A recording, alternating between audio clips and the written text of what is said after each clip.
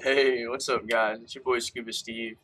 I know a lot of you guys are curious on bike setups, so I figured I would give you guys a standardized setup. So I start with the setup on every track and then adjust from there. So I'm gonna go to, as you can see, like I said, I start from this track and just go from there. And should we call this Udavala, right? That's what I made it originally.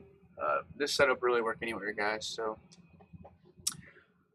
this is the standard setup that I run, and then I adjust from there. So as you can see, I got 3 clicks on the front and rear preload.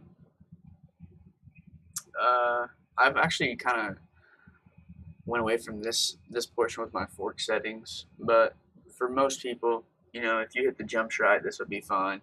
I just noticed that I like to overshoot a lot of jumps, so I adjusted my high-speed compression. But we're just going to go 4 clicks on all of these for the forks, and then your shock absorbers is just going to be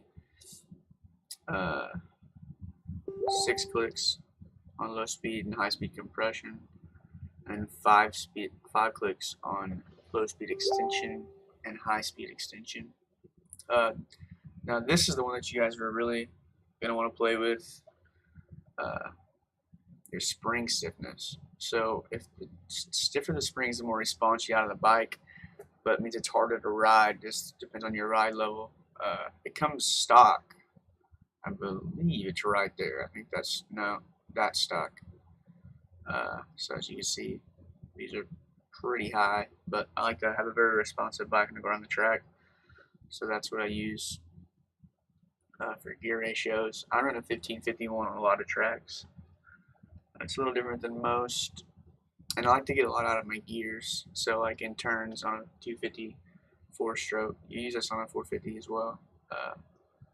You go down to on a lot of these tracks. You can go down to first gear, and definitely a lot of the turns to in second. So those are up pretty high for me. I know a lot of people are going to say, well, you know, it's slower acceleration. That is true, but if you feather the clutch through there, like, you don't really notice a difference unless you're nitpicking for leaderboard times, and then you will, and then, you know, you'll adjust accordingly.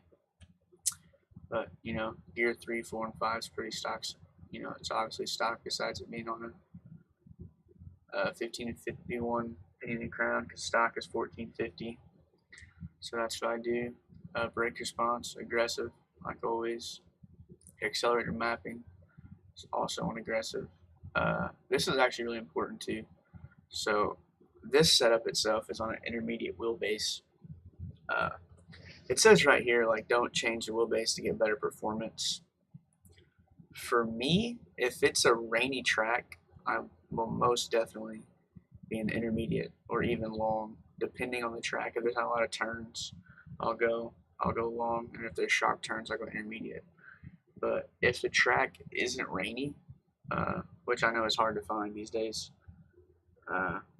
I will not go intermediate. I'll go short. So that's just the difference. If there's a lot of grip on the track, I definitely go short.